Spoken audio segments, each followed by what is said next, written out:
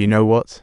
He used to be my friend, but if someone dares to betray America, then he's no friend of mine, he's my arch nemesis.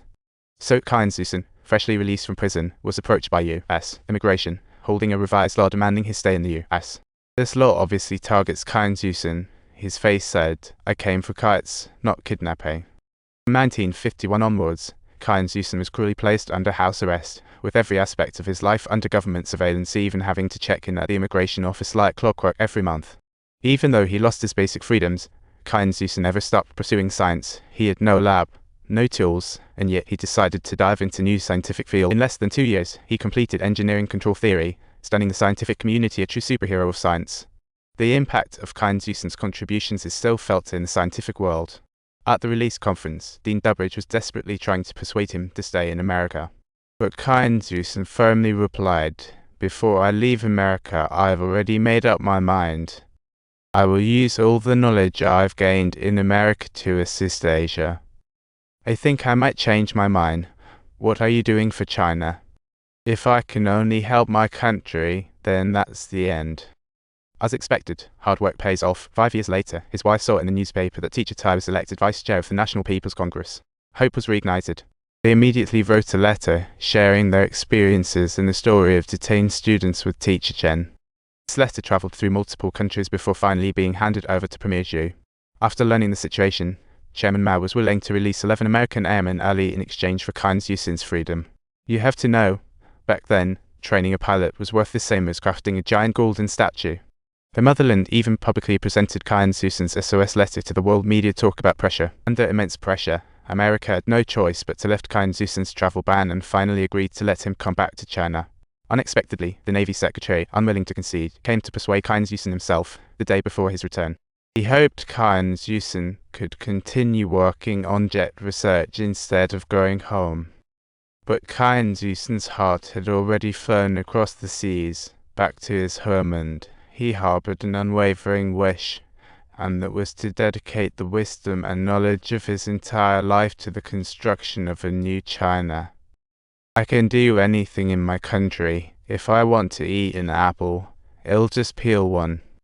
On the way home, a reporter bombarded Xuesen with English questions. "Why don't you go to Taiwan?"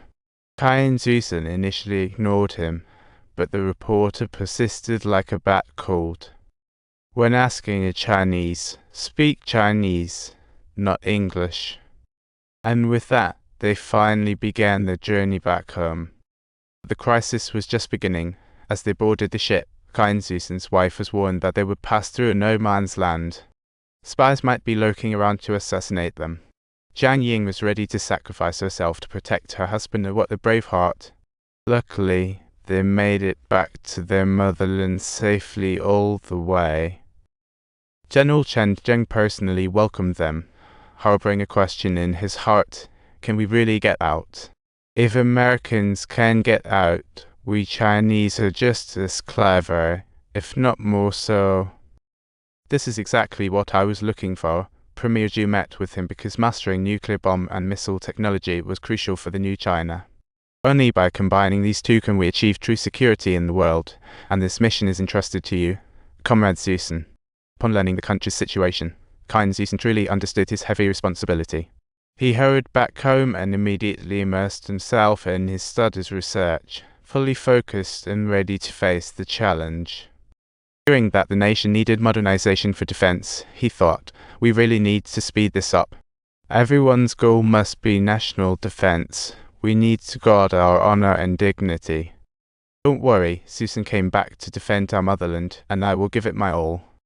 At that time, China was in a honeymoon phase with the Soviet Union, inviting experts to help enhance knowledge.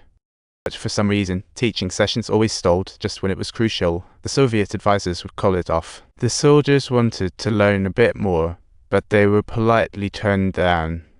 Xuesen quickly realized that the missile samples brought over by the Soviet experts were actually outdated models. Although he was outraged, he couldn't show it in front of them, as China had nothing at that time. They didn't even have wind tunnels for testing equipment, let alone basic parameters, forcing them to start imitation. By imitating the Soviet outdated missiles, they could skip a lot of steps. unexpected events unfolded as Sino-Soviet relations suddenly broke down and all Soviet experts were called back.